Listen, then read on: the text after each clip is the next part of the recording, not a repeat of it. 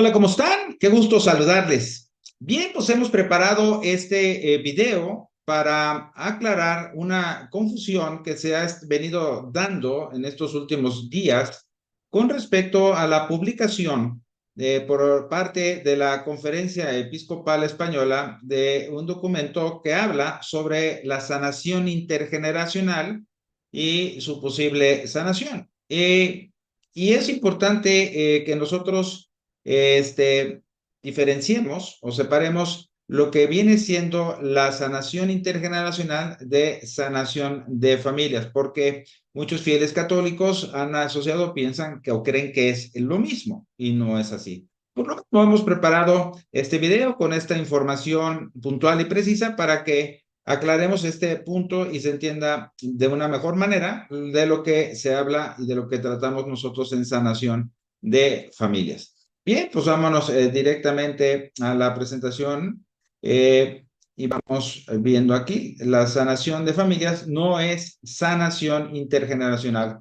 Muchos precisamente piensan o creen que es exactamente lo mismo porque de alguna manera nosotros hablamos de ataduras familiares. Pero bien, vámonos por partes y vamos a iniciar precisamente con esta información. Dice, en días pasados, la Comisión Episcopal Española para la Doctrina de la Fe hace pública una nota doctrinal sobre la práctica de la sanación intergeneracional.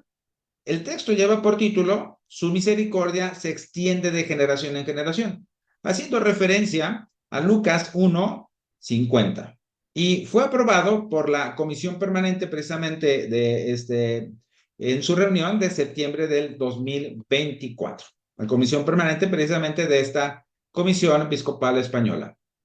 Muy bien. Entre otras cosas, este documento menciona en el punto número 1, segundo párrafo, dice, estos autores defienden la transmisión intergeneracional del pecado y correlativamente la posibilidad de una sanación intergeneracional. Cuando se refiere este documento a estos autores, se refiere a ciertos sacerdotes o algunos laicos que se dedican precisamente a transmitir esta enseñanza de la sanación intergeneracional. Muy bien. Ya anteriormente 3 conferencias episcopales se habían pronunciado al respecto. O sea, la española no es la primera que lanza un documento de este tipo. Ya anteriormente las comisiones episcopales, tanto de Francia como de Corea, en el año 2007, ¿sí? Se pronunciaron al respecto. De la misma manera lo hace la Conferencia Episcopal de Polonia en el año 2015. Y todas precisamente para aclarar el mismo tema. El pecado intergeneracional no es enseñanza de la Iglesia Católica, sino protestante, ya que los pecados no se heredan. Lo cual reafirma precisamente en lo que la Iglesia Católica profesa, lo que la Iglesia Católica enseña. Y eso es precisamente lo que también nosotros profesamos. El pecado no se hereda, es personal e intransferible. Quien comete el pecado es responsable y da cuentas ante Dios, no sus descendientes o alguien más.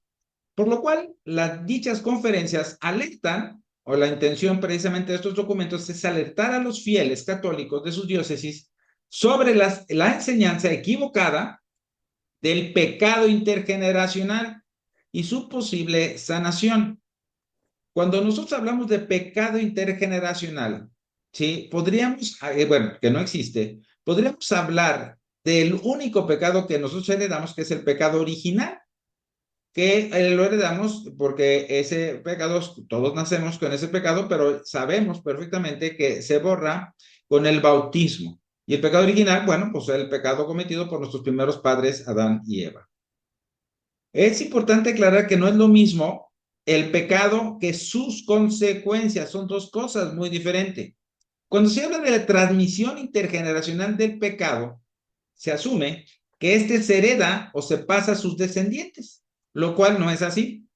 Pero lo que sí es un hecho es que las consecuencias de dicho pecado sí afectan a los descendientes a través de ataduras familiares. ¿Okay? Y es lo que vamos a explicar a través de todo este video. Lo primero que hay que aclarar es que no es lo mismo atadura familiar que pecado intergeneracional. Y es ahí en donde está la confusión para muchos católicos que creen que es lo mismo. Por lo que vamos a definir primeramente qué son las ataduras familiares. ¿Okay?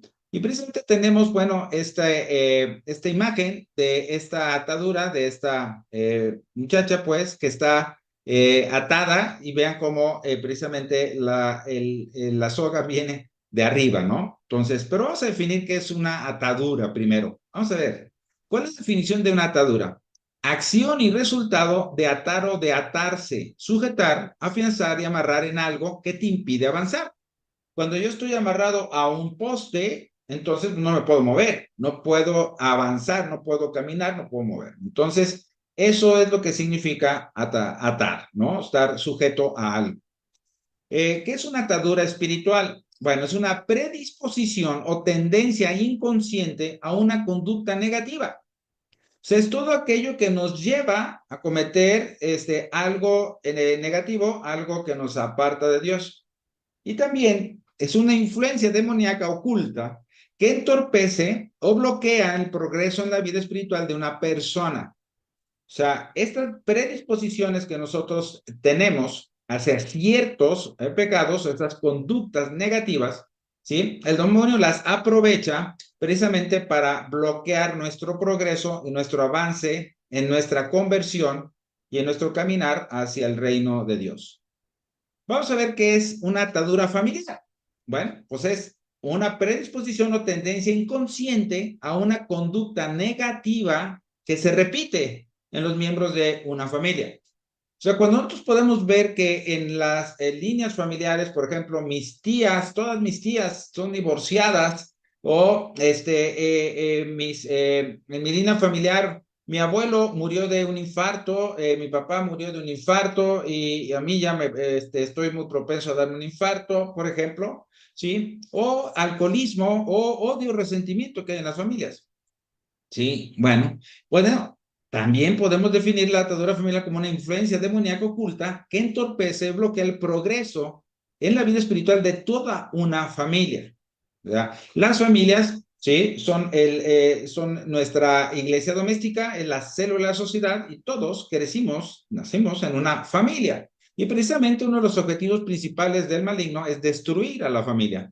Por supuesto, también destruir la Iglesia Católica. Son los dos grandes objetivos que se ha propuesto el enemigo y vaya, que nos está dando muy duro por ambos lados, en ambos frentes. Pero vamos a definir esto entonces. Vamos a ver esta gráfica. A ver, los pecados. El pecado tiene como efecto en nosotros la culpa. O sea, la culpa es la que en realidad se elimina en la confesión. Cuando yo cometo un pecado, ¿sí? Este pecado me lleva a tener culpa, que se necesitan los tres elementos que ya sabemos para poder determinar la culpa, que es pleno conocimiento, pleno conocimiento, plena aceptación, consentimiento y materia grave. Repito, pleno conocimiento, pleno consentimiento y materia grave. Entonces, ahí es donde se define ya la culpa del pecado y precisamente tengo que ir al confesionario para que Dios me perdone y elimine la culpa producida por el pecado. Pero el pecado también, sí, genera consecuencias. Todos los pecados generan consecuencias y las consecuencias subsisten. Esta es la gran diferencia. No estamos hablando de la culpa del pecado, sino de las consecuencias de lo mismo. Y es muy fácil entender esto, ya que si yo llego, por ejemplo, a atropellar a una persona cuando yo voy manejando, ¿sí? Por supuesto que esta persona me salió de repente al paso, no alcancé yo a frenar, le pego con el carro y esta persona fallece. ¿Qué es lo que sucede en este caso? Primero, tenemos el ejemplo, ¿hay conocimiento de que matar es malo? Sí, claro, es el quinto mandamiento de la ley de Dios, no matarás. ¿Hay consentimiento? No, no hay consentimiento. ¿Por qué? Porque yo no quise precisamente atropellar a esta persona. Yo frené, no alcancé a frenar, el carro llevaba mucha inercia y le pegué. ¿Hay materia grave? Claro, por supuesto, el difunto, ¿no? O sea, la persona que fallece, esa es la materia grave, pero no hay culpa. Sin embargo, sí hay consecuencias. ¿Por qué? Porque la consecuencia precisamente es el fallecimiento de esta persona que ya no va a resucitar y que dejó a una esposa ya viuda y a unos hijos huérfanos. ¿Me explico?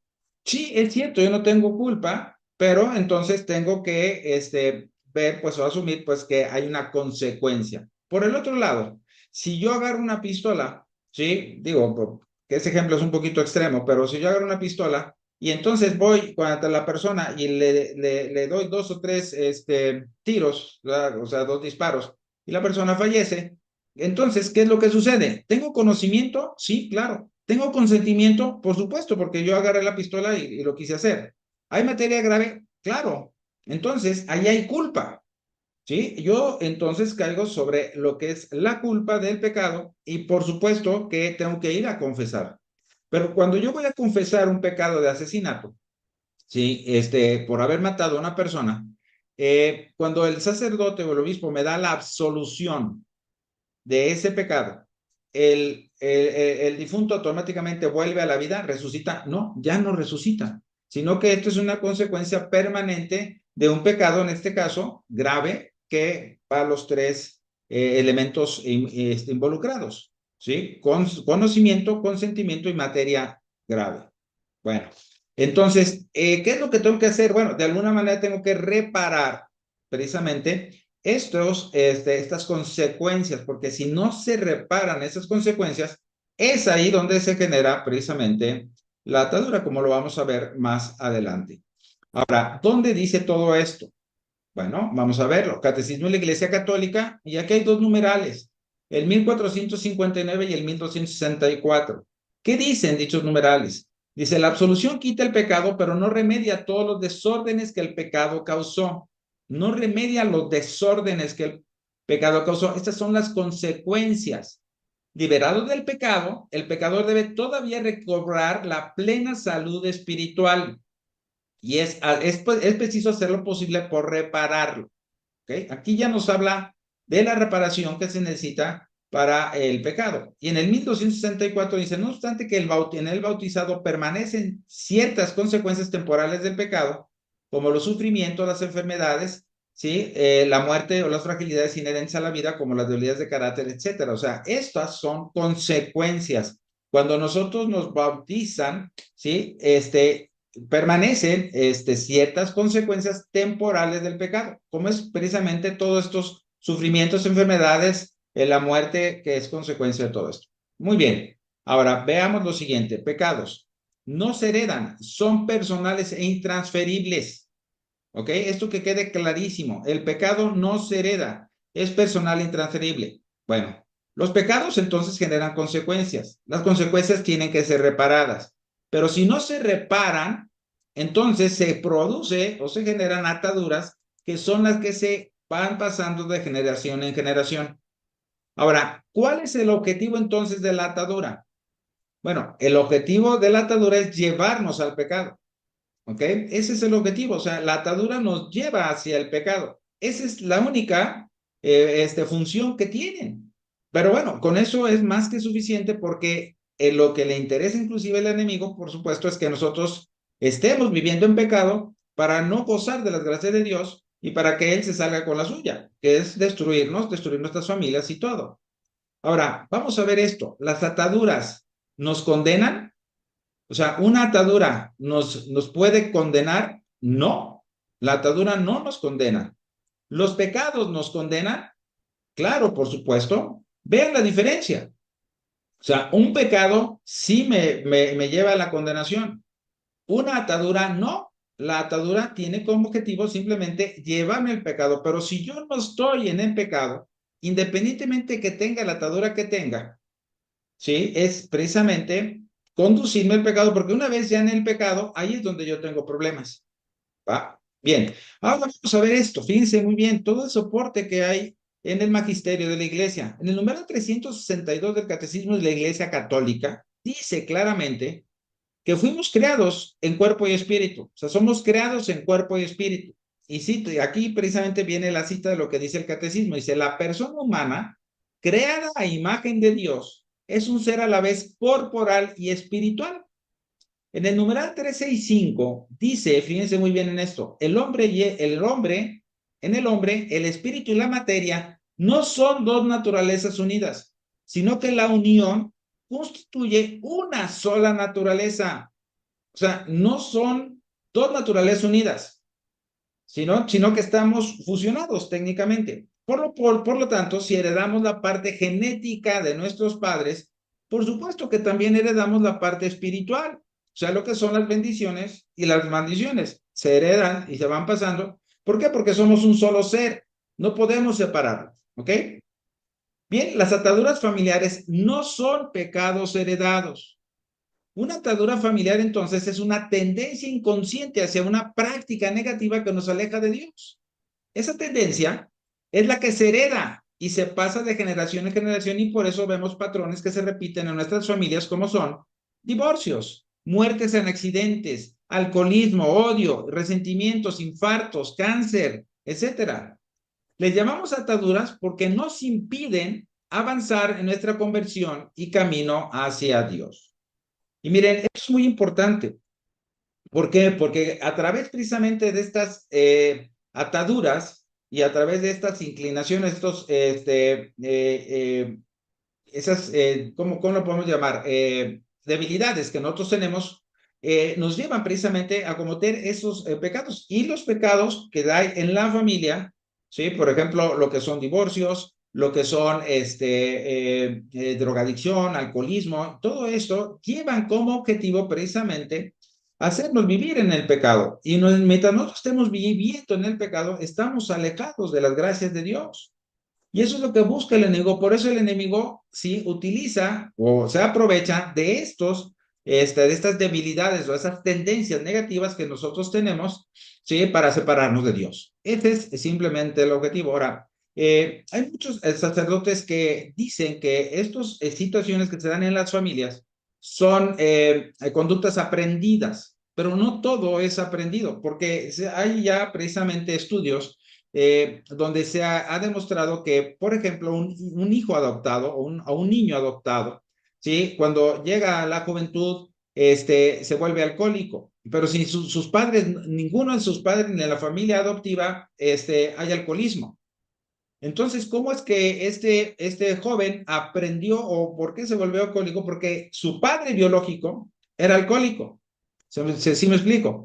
Entonces, eso precisamente viene a tumbar o a echar abajo la teoría de que todo es aprendido. No lo dudo que sí se aprenda, por supuesto, pero no es el caso más común, por así decirlo, sino que yo tengo esa predisposición o esa tendencia que me guste el vino porque mi padre, ¿sí? O mi abuelo, ¿sí? Pues tenían también esa inclinación hacia el alcohol, hacia el alcoholismo. ¿Me explico? Ahora, vamos a ver también esto, en caso de las muertes accidentales, y para eso les pongo yo mi testimonio, mi ejemplo. Yo soy el mayor de 7 hermanos. Quien ya ha visto mi testimonio, pues sabe de qué se trata todo esto. Ya 3 hermanos míos han muerto en accidentes de forma trágica, 2 de mis sobrinos directos también, hijos de mis hermanos, y mis 2 padres. ¿Sí? ¿Cómo puede uno explicar esto si mi mamá tuvo 83 primos hermanos y de los 83 la única que tenía esa situación, pues era mi mamá, o sea, nosotros? ¿Sí me explico? Entonces, ¿a qué se debe esto? Bueno, precisamente a una atadura familiar de muertes accidentales, la cual se ha roto a través precisamente del proceso de sanación y liberación propuesto por el padre Josefu en sanación de familias. Y eso yo lo puedo constatar porque gracias a esto yo tengo a mi hija, a mi nieta y a mis hermanos con vida. Y como ahorita no tenemos tiempo para platicarlo de mi testimonio, los invito a que lo vean en la página web de nosotros. Sí, ahí aparece mi testimonio para que ustedes puedan verlo por sus propios, con sus propios ojos. ¿Sale? Entonces, por eso es importante que aclaremos este punto y que veamos pues que no es lo mismo. Ahora vamos a ver, siguiente. Por supuesto que podemos orar para que nuestro Señor Jesucristo las destruya con su poder, porque el objetivo es destruir esas ataduras. ¿Quién rompe las ataduras en realidad? ¿Quién las rompe? Nuestro Señor Jesucristo. ¿Sí? Porque Él tiene todo el poder para liberarnos de todas esas ataduras. Y lo dice en su palabra, en Juan 10:10, yo he venido a que tengan vida y vida en abundancia. Pero si tú no estás viviendo esa vida en abundancia que Jesucristo vino a traernos, es simplemente la respuesta te la da el mismo Señor Jesucristo en la misma cita bíblica, en la primera parte. que dice, el ladrón solamente viene a robar, matar y a destruir. ¿Sí? En cambio, yo he venido a que tengan vida y vida en abundancia. Entonces aquí dice, el ladrón solamente entra a robar, matar y destruir. Si nosotros no estamos viviendo esa vida en abundancia que Jesucristo vino a traernos, porque nos la están robando. Y quiero aclarar este punto que es importante, porque nuestro Señor Jesucristo no dice en Juan 10:10, yo he venido, ¿sí?, a avisarles y a decirles y a anunciarles que cuando usted se muera, allá tendrán esa vida en abundancia, si es que le echan ganas en esta. No, o sea, Él lo dice claramente. Yo he venido a que tengan vida y vida en abundancia. Y esa vida en abundancia nos la están robando a través precisamente de todos estos tipos de inclinaciones y de separarnos de Dios, ¿sí? Y de hacernos caer en el pecado y de destruir a nuestras familias. ¿Y quién sale? El único que sale ganando es el enemigo. Entonces, y por supuesto que todos nosotros podemos precisamente ejercer esa autoridad espiritual que nuestro Señor Jesucristo nos ha dado y que nosotros obtenemos en el bautismo para destruir y romper con esas inclinaciones, ¿sí?, o ataduras que nos impiden precisamente recibir las gracias de Dios. Ahora, vamos a ver el soporte también, más soporte de parte del magisterio de la Iglesia. En el documento Directrices para las oraciones de sanación, publicado en el año 2007, en diciembre del 2007, por la Comisión Doctrinal de la Renovación Carismática Católica en el Espíritu Santo, con sede en el Vaticano, ¿sí?, se estipula claramente en el capítulo 3 que hay 3 tipos de oraciones que actualmente están en estudio en la Iglesia Católica. 3. Fíjense desde cuándo. ¿Cuáles son estos 3 tipos de oración? Las curaciones, les llaman ahí curaciones, realizan eso, oración de sanación de recuerdos, pero el documento habla de curación de recuerdos, curaciones intergeneracionales o sanación intergeneracional del árbol genealógico y curación de la tierra. Eso quiere decir, ¿sí?, que este documento estipula que estos 3 tipos de oración están en estudio, ¿sí? Entonces, a la fecha, las oraciones para sanar el árbol genealógico no están prohibidas, sino que están en estudio, ¿sí? Esto lo digo yo con respecto a la oración específica para sanación del árbol genealógico. Es un documento oficial de la Iglesia Católica. Ahora, analicemos el proceso de discernimiento de la Iglesia. Está la Iglesia tomando más y más conciencia sobre lo que es el pecado del pasado. Fíjense bien en esto, ¿eh? En el cual, aunque no sea lo mismo que el pecado personal de los que están en el presente, o sea, lo que estamos viviendo hoy día, ¿sí? Sí que le sigue afectando, ¿sí? O sea, ¿sí me explico? O sea, nos está afectando un pecado del pasado. Bueno, precisamente, como evidencia de esto, está en el punto número 34 de este documento que se llama Tertio Milenio Adveniente, de noviembre de 1994 del Papa San Juan Pablo II. ¿Sí? En el contexto de los pecados contra el ecumenismo. ¿Sí? El Papa Juan Pablo II dijo, fíjense bien, dice, desgraciadamente estos pecados del pasado hacen sentir todavía su peso y permanecen como tentaciones del presente. Es necesario hacer enmienda invocando con fuerza el perdón de Cristo. Esto es un documento oficial de San Juan Pablo II, donde él externa precisamente todo esto, ¿sí? Y bueno, es un documento oficial. En otras palabras, hay una necesidad de hacer enmiendas y de buscar el perdón de Cristo con respecto a los pecados que no cometimos personalmente, pero que desgraciadamente hacen sentir todavía su peso y permanecen como tentaciones del presente, como lo dice el documento de Tertio Milenio Adveniente. Esta idea, la de una influencia del pecado del pasado que cargamos, que todavía tienta a la Iglesia y que para ello la Iglesia hace enmiendas y busca el perdón, es una nueva expresión dentro de la Iglesia. Fíjense desde cuándo el Papa, San Juan Pablo II lo profesa. Bien, por otro lado, fíjense bien en esto que es también muy importante. El arzobispo australiano Julián Porteus ha publicado un manual de exorcismos leves, con el imprimatur del cardenal George Pell, arzobispo de Sydney, y tiene el nihil obstat, o sea, es un documento, es un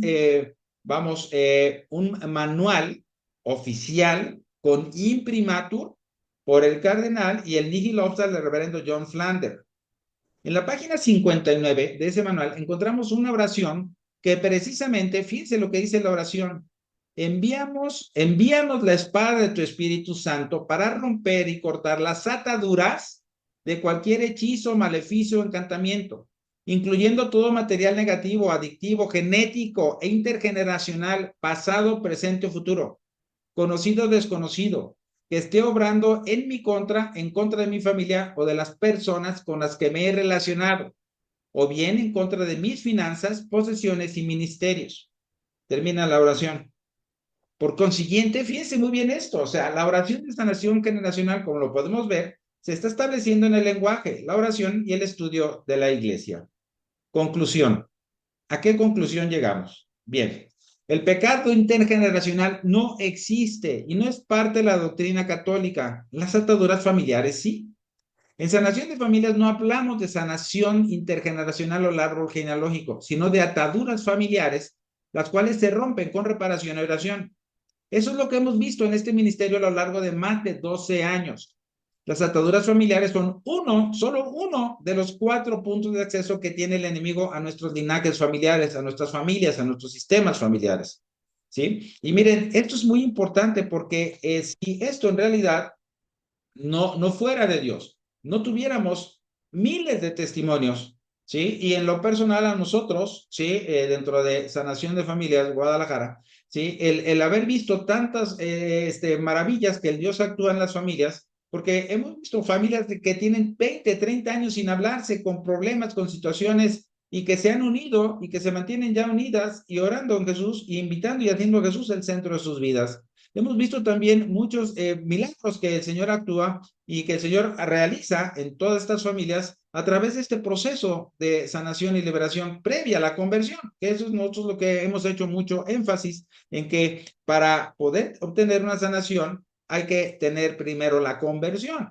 Pero lo hemos visto y funciona. Familias, matrimonios, problemas económicos, hasta enfermedades como el cáncer, ¿sí? Que han sido sanadas precisamente a través de este proceso. Y por eso es lo que por lo mismo que nosotros defendemos y explicamos de qué se trata todo esto. Ahora, el enemigo tiene cuatro puntos de acceso hacia nosotros. ¿Cuáles son esos 4 puntos? ¿Sí? Los tenemos aquí: falta de perdón y traumas. ¿Sí? No solamente son ataduras familiares, sino que es falta de perdón y traumas, relaciones no saludables con amigos, el ocultismo y las ataduras familiares. Como ustedes pueden ver, ataduras familiares es el número 4, ¿sí? Y primero están otros 3. Y entonces hay que cerrar estas puertas, estos accesos que el enemigo tiene en sus sistemas familiares. Y para eso, bueno, tenemos que estar conscientes de cómo funciona el enemigo y cómo nosotros podemos reaccionar ante todas estas acciones que le abren las puertas al enemigo, y cómo rechazarlo y cómo sacarlo en nuestro sistema familiar para llenarnos de Dios, ¿sí? Entonces, eso es lo más importante. Ahora, en el taller de sanación de familias se presenta este plan maravilloso que Dios tiene para nosotros y nuestras familias. Este taller nos va a enseñar a orar de una manera eficiente por todos aquellos problemas personales y familiares que parecen o que son inquebrantables. ¿Cómo? Pues a través de tener una imagen de Dios correcta. Lo primero que tenemos que hacer es sanar esta imagen de Dios que hay en nuestras vidas, ¿sí? Y luego, posteriormente, ejercer nuestra autoridad espiritual que Dios nos dio para, a través de esta autoridad espiritual en nuestro libre albedrío, renunciar al enemigo, cerrar todas las puertas que le hemos abierto con todas estas acciones y prácticas en nuestra vida cotidiana, ¿sí? Y por supuesto, expulsar al enemigo de nuestro sistema. Si una vez que lo expulsemos, nos llenamos del Espíritu Santo para poder recibir y aprovechar todas esas gracias y bendiciones que Dios tiene para todos y cada uno de nosotros, porque Dios quiere tener familias sanas, fuertes, llenas del Espíritu Santo, trabajando en la construcción del reino de Dios. Pues muchas gracias por sus atenciones, que Dios los bendiga, y estamos a sus órdenes precisamente aquí en Sanación de Familias Guadalajara. Aquí tenemos la página web para que todos, el que guste, puede obtener más información al respecto. También los podemos atender con muchísimo gusto vía WhatsApp en el teléfono el +52 33 17 99 05 03. Repito, más 52 33 17 99 05 03. Que Dios los bendiga. Muchísimas gracias. Que Mamita María los cubra a ustedes y a sus familias con su santo manto. Hasta la próxima. Muchísimas gracias. Bendiciones para todos.